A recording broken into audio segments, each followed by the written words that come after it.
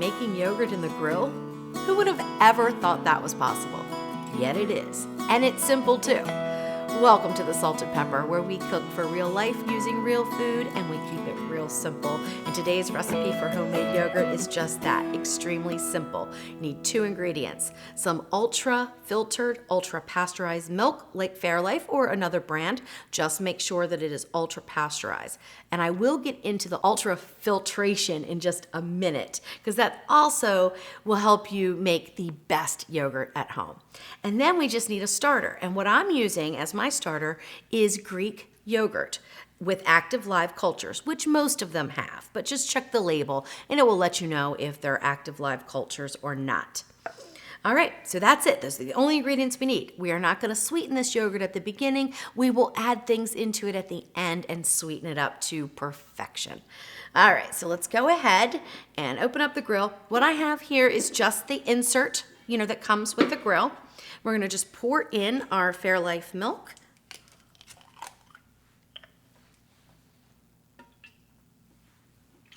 And make sure your insert is really clean. That is important. There we go. And then we're going to add in our 1/4 cup of Greek yogurt, which is just plain. You don't want any kind of sweetened yogurt or any kind of flavored yogurt. You just want plain yogurt for this. If you wanted to use not a Greek yogurt, if you have plain yogurt that is not Greek yogurt, you would want to use about 1/2 cup for this recipe, because it's not as concentrated with cultures. So in order for it to set up in the time frame that we're going to use the dehydration function, you do need to use the Greek yogurt or more of a regular yogurt, the thinner style. And then just whisk it together.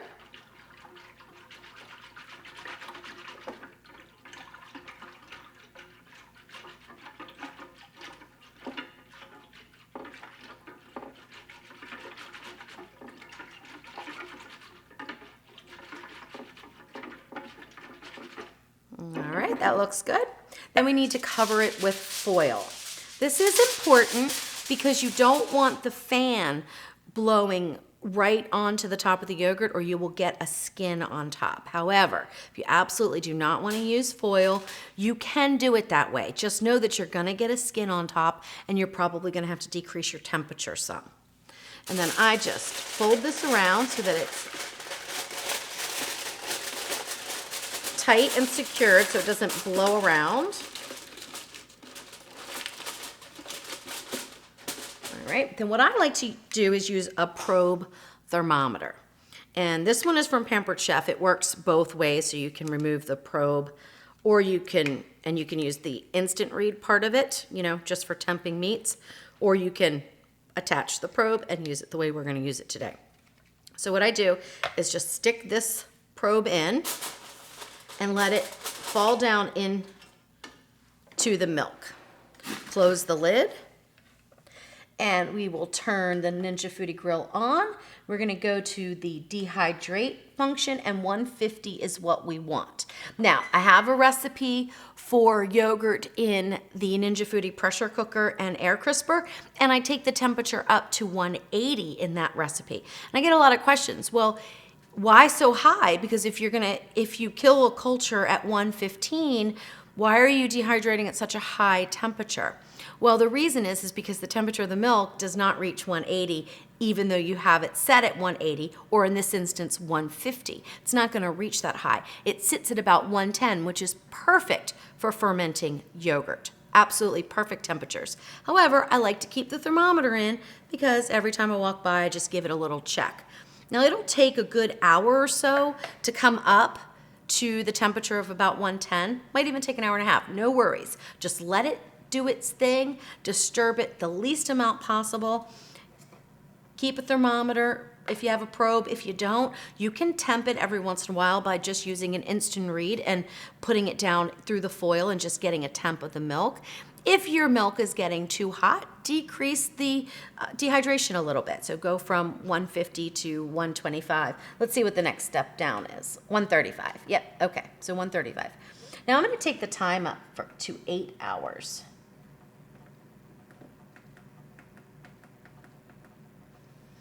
I found that is the best time for the most delicious thick yogurt. But if you like your yogurt on the thinner side, it could be done at 6 hours. So certainly give it a check. And that is all we do. And we let the Ninja Foodi do the work. Now, let me talk real quick about the ultra pasteurization and the ultra filtered milk. So even on Fairlife's bottle, you won't see where it is ultra pasteurized, but it does say ultra filtered. But it is ultra pasteurized as well, okay? So no worries there. But the ultra filtered takes it a step further. And what happens is you end up with a creamier, thicker yogurt at the end. However, it's not necessary. You could just find ultra pasteurized that has not been ultra filtered and it will work the same. Can you use plain milk? Yes, you can.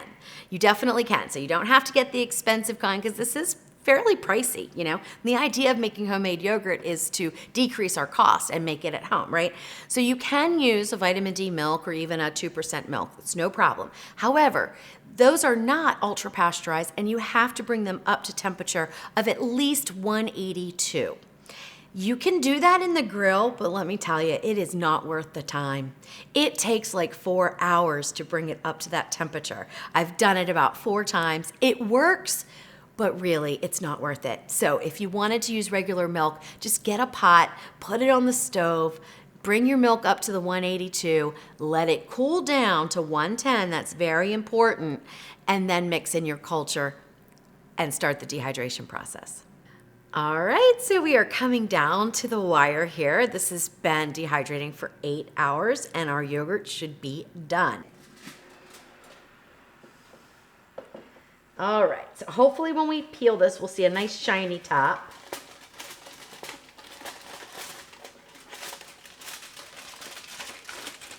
And I saved the foil, okay, because I'm gonna put it back into the refrigerator and might as well just save that. All right, let's take this off now. And you can see where there's a little bit of a skin right here, and that is because I did check on it a few times. And so as I lifted the foil, I guess air got in there, something created a little bit of a skin. Or the air blew through this hole and blew across, something like that. Not a big deal, I don't want you to worry about it. All right, so let me show you what the consistency of this yogurt is right now. I'll just use this little spoon here. What I usually do is take the skin off if I can get it off. But anyway, this is pretty set. All right, so here we go. Ready? There you go. Perfect yogurt, but it's warm now. It's not going to be very tasty. You wouldn't really want to eat it this way. So what I do is I put it into the refrigerator, usually overnight, but it's up to you. A couple hours should be fine. And if you can see in here where all this liquid is, that's called the whey. And after I refrigerate it, I'm going to strain this, get the whey out, and then we're going to have that nice thick Greek yogurt that is so delicious. So I let the yogurt chill in the refrigerator covered overnight, and now it's completely set up and we're ready to strain it. Now, of course, you don't have to strain your yogurt. It is perfectly fine to eat just like it is now. It would just be that thinner type of, regular yogurt, and it's perfectly fine. But I like it nice and thick and creamy, so we're gonna strain it and make Greek yogurt. Now, right here on the top, there's a little bit of a skin, and I'm just gonna peel that off because we don't want any tough parts in our yogurt. So I'm just gonna carefully peel that off. If I don't get it all, it's not a big deal, but I like to just go through and try to get any of that off.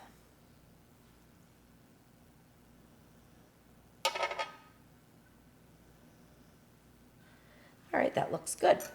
All right, so now I'm gonna move this down and get my strainer set up. What I like to do is use what's called a flour sack. It looks like a tea towel, and it is, and I use them for all kinds of things. So this is one that I have for straining yogurt. It's really easy to clean up afterwards because you can just rinse it off in the sink and then bleach it, and you're good to go for the next time. Obviously, bleach it and dry it. However, you could use a nut bag too. So if you make nut milks and things like that in your blender, you can use that to strain. You can also use cheesecloth, but I find that you need to do several layers in order just to get the whey to come through. and not the actual yogurt. So I use a fine mesh strainer lined with my tea towel, and it works perfectly. I also use my cabinet sometimes to tie up the tea towel so that we have some gravity because it drains quicker. So whatever you want to do, or you can strain it in the refrigerator, that'll work as well. So let me get my measuring cup here and get everything set up, and then I'll just scoop the yogurt in, and I'll show you what it's gonna look like as it starts to strain. First, I guess I should show you like how thick this is already. I mean, you know, it's beautiful yogurt. It really, really is. So it's perfectly fine to eat right now. All right. I should probably have a bigger spoon.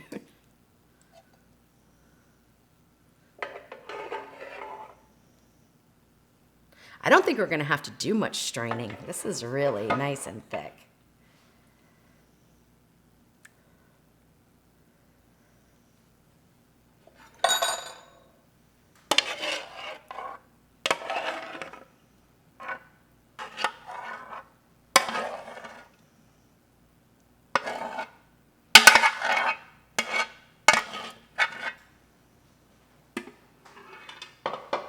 All right, that's good to go. Now I'm gonna take these corners up here.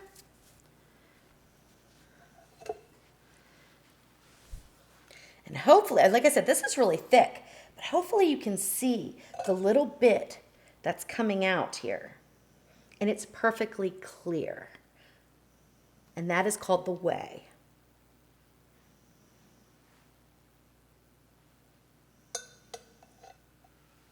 So I'll just tie this up. I don't think I need to use any gravity because really this is so nice and thick. So I'm just gonna leave it right here for a few minutes. Probably more like a half an hour. I'm gonna tie it up so none of the yogurt starts coming out of the sides there. And just let it sit.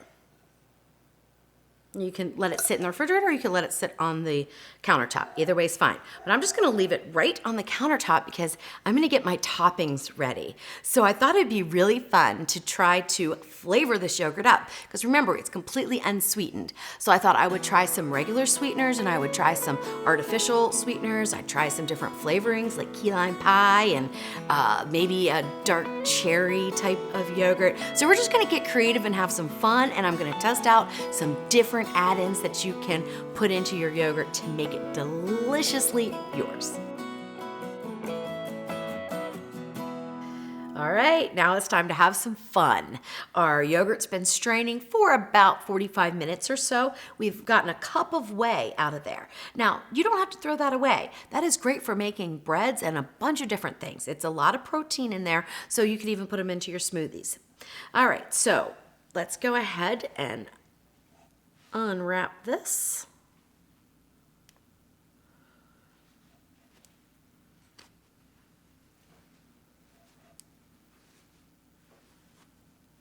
All right, lower. And now we're going to scoop it out into another measuring cup so I can tell you exactly how much yield you're going to get. And of course you could strain longer, but this is a good consistency. So this is a nice Greek yogurt.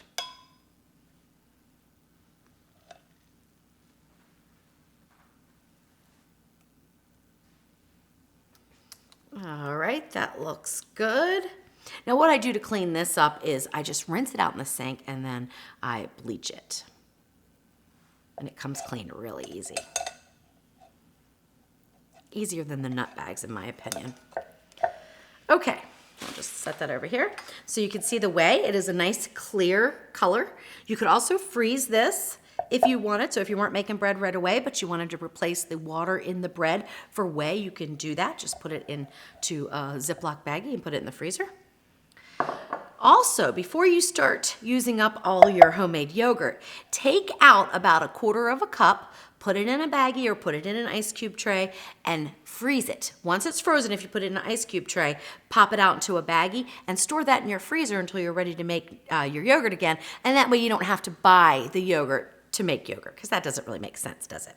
All right, so this is about 3.5 cups yield. So that's pretty good. That's pretty good. All right, let me clean this up and then let's get to trying out our toppings. I'm so excited to see if these turn out, okay? All right, so I'm gonna add about a 1/4 cup of yogurt into each one of these containers. I'm not doing a lot, I'm just tasting them to see if these toppings even taste good.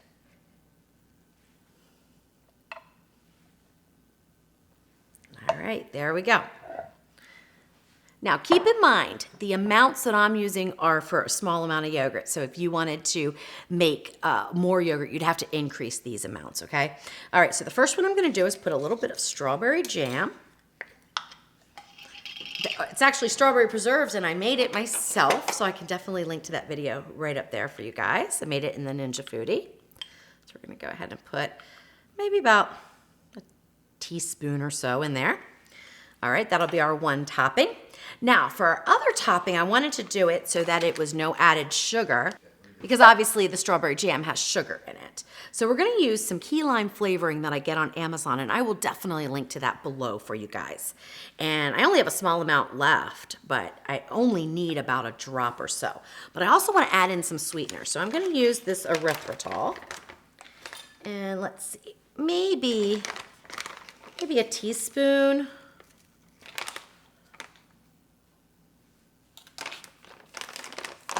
And let's see, maybe a drop or two of the key lime.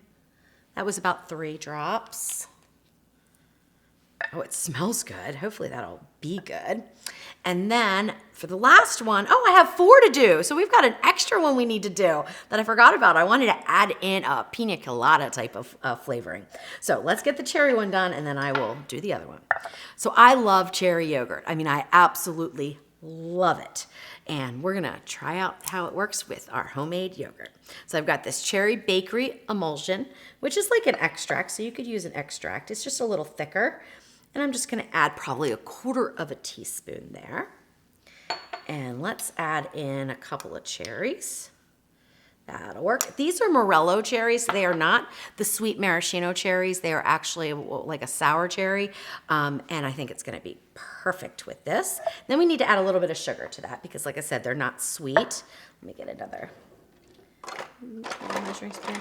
But for this, I'm only gonna use probably a 1/4 of a teaspoon. All right. Let me get my 4th container out. Let's build the Piña Colada and then we'll go down the line and give them a taste. All right, so when I went to get the yogurt for the Piña Colada, Jeff says, what are you doing with all that crumble stuff over there? I'm like, oh, I guess I'm gonna try 5 different toppings. So this is so much fun, guys. So if you make a batch of yogurt, get creative and then have like a little yogurt parlor for breakfast.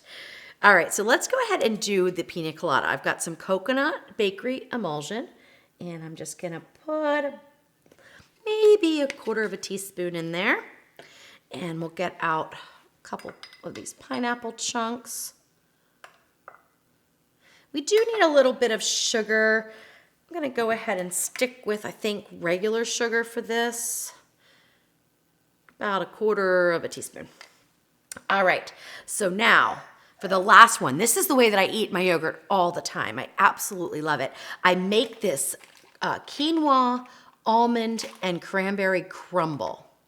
And it's still a little sticky because I just made it. And I put it over top of the yogurt and then I drizzle it with honey and it is phenomenal. So I will definitely link to this recipe down in the video description for you. It's a super easy recipe. All right, so since I know how this one tastes, I'm gonna do that one last. All right, let's go ahead and start with the strawberry jam. You could add pieces of strawberries in there too. Or strawberry preserves, it actually is. Let's see if this gives enough sweetness to make this delicious.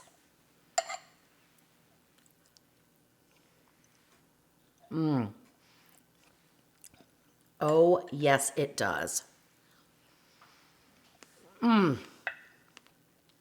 my gosh. That is delicious. Okay. Now, this is the key lime with the artificial sweetener. Let's mix this up. Ooh, I can really smell that key lime. So I'll be interested to see. Do you get the grittiness from that artificial sugar? Do you get the good flavor? Let's see.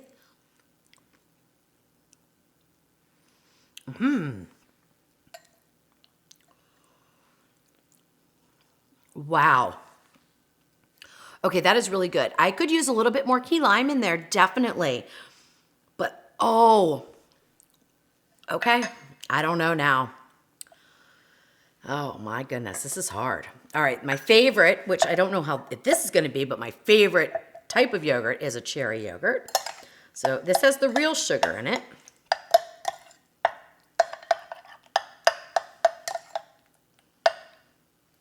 I could put a little juice in there too. Let me do that. This is another reason why I like to strain the yogurt, because if you want to add toppings, it's already nice and thick. So if your toppings are a little liquidy, it doesn't get too runny. All right, let's see. Now this has the sugar, the cherry bakery emulsion, and these morello cherries with a little juice. Okay, it's not sweet enough, but it's good.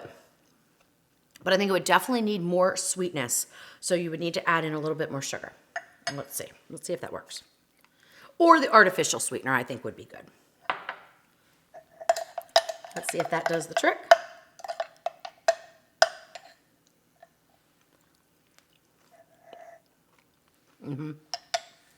I do get a little bit of grittiness from the sugar, though, I will tell you. That might go away if I stirred it better, but a little bit. Not too bad. I think I would probably do that with an artificial sweetener. Oh my goodness, I'm getting full. This is definitely breakfast. All right, Piña Colada yogurt. Oh, and you know what I have and I didn't put in here? I've got these dried and toasted coconut pieces, and I should have put those in and I didn't. I'm not gonna go grab them right now, but let's see. This one has real sugar in it, I believe. All right, let's see. It smells coconutty.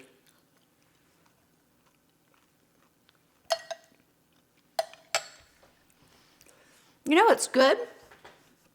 It's good, but it's got like, I don't know, a little bit of an off flavor. I'm not sure why.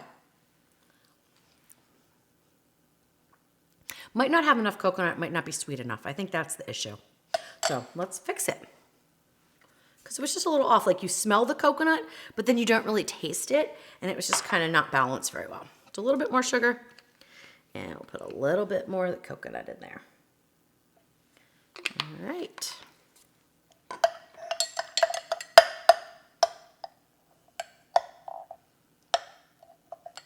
Just breaking up those chunks. All right, let's see if that does it. That's definitely my least favorite. It's kind of bitter. I'm not a big fan of that one at all. No, I'd have to work on that. I would say absolutely don't try that. Ugh, I don't even want to eat this. All right, clean that spoon off a little bit. Yeah, that, no. Okay, I'm sure it could be good. I just didn't make it right. All right, this is my favorite way. Honey and the Quinoa Cranberry Crumble.